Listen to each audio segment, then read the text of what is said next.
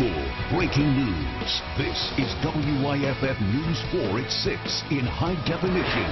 We begin with breaking news out of Spartanburg County. We now know the name of the person whose bones were found in Chesney today. The coroner says they are the remains of 40-year-old Chad Lowe of Chesney. He's been missing since January. WYFF News 4's Liz Loheis joins us live and local from the scene.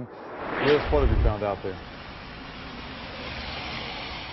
Well, Michael and Carol, I'm live here on the scene near the intersection of Buck Creek Road and Izell Road, where Lowe's remains were found just behind me. Now, Lieutenant Ivy with the Spartanburg County Sheriff's Office says construction workers were clearing trees in this wooded area when they came across Lowe's remains.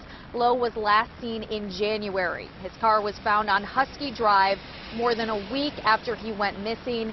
Lowe's family says he was on medication and likely wasn't taking it when he went missing.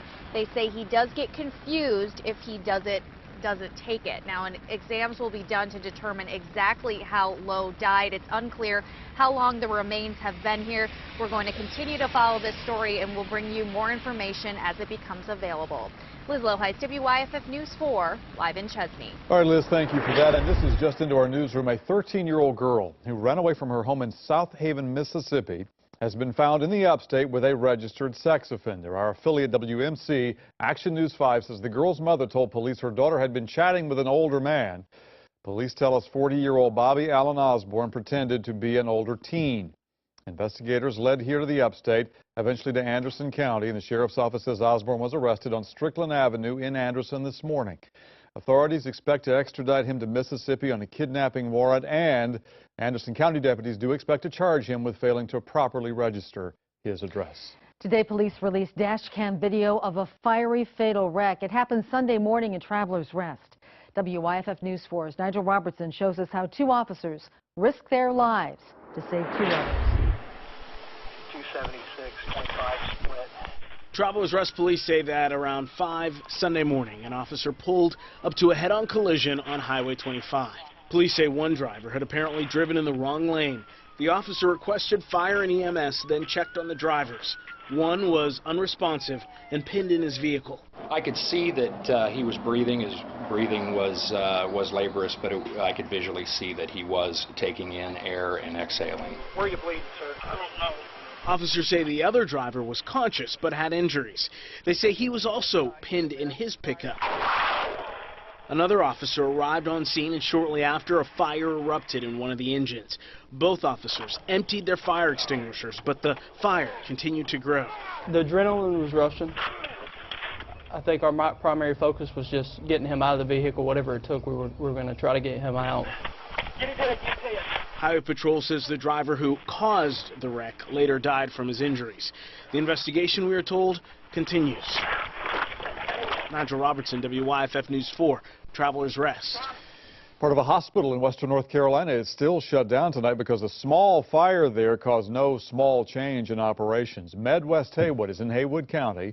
That small fire knocked out the power to parts of the hospital. So patients had to be moved to other facilities, but the hospital never completely shut down, we're told. In fact, a mobile emergency department got set up in the parking lot.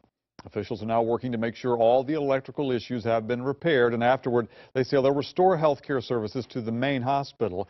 After that, they'll bring back the patients who were evacuated. Of course, stay with News 4. We'll keep you up to date on the progress. The 911 outage in Oconee County is over. Officials say the landlines and internet service repairs are finished. Deputies told us the outage was in the Kiwi Key area. People there were urged to use cell phones if 911 was needed. But again, AT&T tells us landlines and computer access has been restored. Tonight we're learning that plans for a new apartment complex in downtown Greenville have fallen through, and because of that, the site has earned a new nickname. We're talking about 1.8 acres. You're going to be familiar with this if you know anything about Greenville. It's bordered by Church and North Streets and Beatty Place. It is the spot known as the gateway to Greenville, and yes, it is where the old Memorial Auditorium used to stand. WYFF News 4's Maya Ruiz with more tonight on what the mayor is calling the Bermuda Triangle. In September 1997, Greenville Memorial Auditorium vanished from the downtown landscape. But in the years that followed, there was no shortage of ideas on what to build in its place. As far as I can tell, I think there have been at least 6 different projects the last 17 years that have been proposed and have not done, nothing has happened. John Boyanowski wrote Reimagining Greenville with Mayor Knox White. The book chronicles the development of downtown Greenville. The Greenville Arena District owned this site, but eventually sold it to private developers who came up with a variety of plans that never happened. And the federal government was also interested. I think the courthouse was going to be the most interesting. That was going to be almost an 8 or 9 story courthouse. Almost a $50 million development. Mayor Knox White says the federal government held on to the property during the peak season for selling commercial real estate and then decided not to build anything. And then the recession hit. The property came under new owners and the economy improved, but the site remained undeveloped. I call it the Bermuda Triangle of downtown development. People try it, they venture into it to develop something, and they're never seen again. And that seems to be the case again. And I don't doubt others will try it, and somebody eventually will conquer the triangle, if you will, and something good will happen there. Myra Ruiz for us tonight. Now, Mayor Knox White says the best kind of development for that site would be mixed use, and he says it would probably help if one of the property owners decided to buy out the other one. Commitment 2014 for you tonight. Today is the South Carolina primary runoff. The poll managers report extremely light voter turnout today. This is the Sears shelter on Park Avenue in Greenville. There is still time to get out and vote. The polls are open until 7 o'clock tonight. Here's a look at what the politicians who want your vote really are. Mike Campbell and Henry McMaster are vying to be the Republican candidate for South Carolina Lieutenant Governor. There are 2 runoffs for Superintendent of Education. For the Democrats, Sheila Gallagher and Tom Thompson are hoping for that job or that opportunity at it. And on the GOP side, for State Superintendent of Education, Sally Atwater and Molly Spearman are fighting for your vote. There are also local runoffs. Bessie Fisher and Cornelius Huff are running for Inman Mayor in Spartanburg County. And 2 Republicans are running for Greenville County Council District 26. They are Lynn Ballard and Todd Frederick.